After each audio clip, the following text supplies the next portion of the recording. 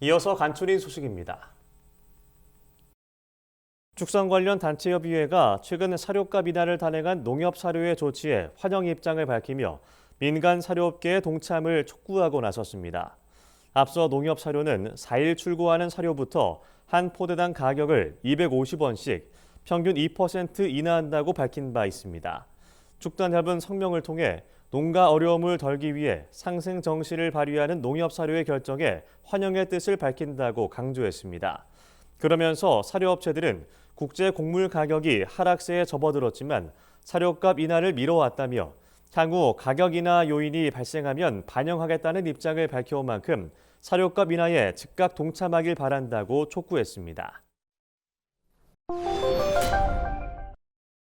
농촌진흥청이 노지감귤 주산지의 싹나는 시기와 기상 상황을 종합한 결과 감귤꽃이 5월 9일경 개화할 것으로 예측했습니다. 이는 평년과 비슷하고 지난해보다는 3일 정도 늦은 시기입니다. 감귤꽃이 피는 시기는 감귤나무 방제를 시작해야 하는 매우 중요한 때입니다. 농가는 지역별 꽃 피는 시기와 생육 환경에 맞춰 꽃이 충실히 자랄 수 있도록 질소질 위주의 비료를 줘야 합니다. 농진청은 노지 감귤의 싹나는 시기와 꽃 피는 시기, 당도, 산 함량 등 과실 품질 변화 결과를 일반인이 볼 수 있도록 과수 생육 품질 관리 시스템의 관련 정보를 공개하고 있습니다. 농림축산식품부는 청년식품 창업성장 지원 사업을 통해 청년의 식품 분야 창업을 지원한다고 최근 밝혔습니다. 해당 사업은 식품 분야 창업을 희망하는 만 19세 이상, 만 39세 이하 청년에게 전문 교육, 시제품 제작 등을 지원하는 창업 지원 사업입니다. 사업은 아직 사업자 등록을 하지 못한 이들을 위한 예비 창업 과정과 창업 기간 7년 이하의 초기 창업 과정으로 구성됩니다. 올해는 참여기업 총 65팀을 대상으로 창업 계획 수립과 식품 가공 등의 전문 교육을 실시하고 이 중 55팀에게는 시제품 제작을 지원할 예정입니다. 우수 기업으로 선발된 13팀은 5월 농식품 기술투자 로드쇼에서 투자 유치 기회도 얻게 됩니다. 농촌진흥청이 최근 비료 공정규격 설정 고시를 개정해 바이오차의 비료 품질 관리 기준을 신설했습니다. 이에 따라 국내에서도 농림 부산물과 가축분을 활용해 바이오차를 제조해 판매할 수 있게 됐습니다. 바이오차는 생물 유기체인 바이오매스와 수체 합성어로 유기물과 수체의 중간 성질을 갖도록 만든 물질입니다. 바이오차는 농작물 생산성 증대에 효과가 있는 동시에 토양의 탄소를 저장해 온실가스를 줄일 대안으로 각광받고 있습니다. 농진청은 이번 고시 개정으로 농축산 분야의 온실가스 감축 목표를 달성하는 데 바이오차가 도움이 될 것으로 기대하고 있습니다. 농촌진흥청이 고래인지 작물에 피해를 주는 반쪽 시드름병을 미생물 퇴비로 방지할 수 있는 기술을 개발해 실용화했다고 최근 밝혔습니다. 반쪽 시드름병은 잎이나 줄기 반쪽을 노랗게 변색시키며 시들게 하는 토양병입니다. 농진청은 미생물 퇴비의 방제 효과를 시험한 결과 병 발생이 5일에서 7일 정도 지연됐고 발생 면적도 전년보다 감소했다고 설명했습니다.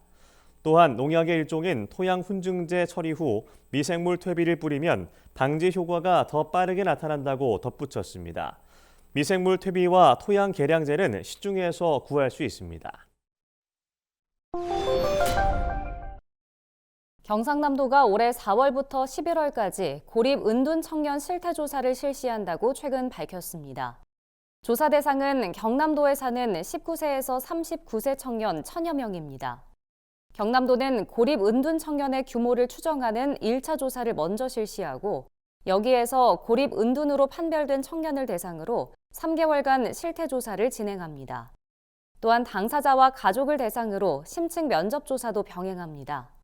경남도는 조사 결과를 토대로 내년부터 고립 은둔 청년 맞춤형 지원 사업을 실시할 방침입니다. 전라남도가 청년 후계농과 후계농업 경영인 874명을 선발했다고 최근 밝혔습니다. 선발된 청년 후계농에게는 3년 내 월 최대 110만 원의 영농정착 지원금과 후계농 육성 자금, 영농기술 교육 등을 제공합니다.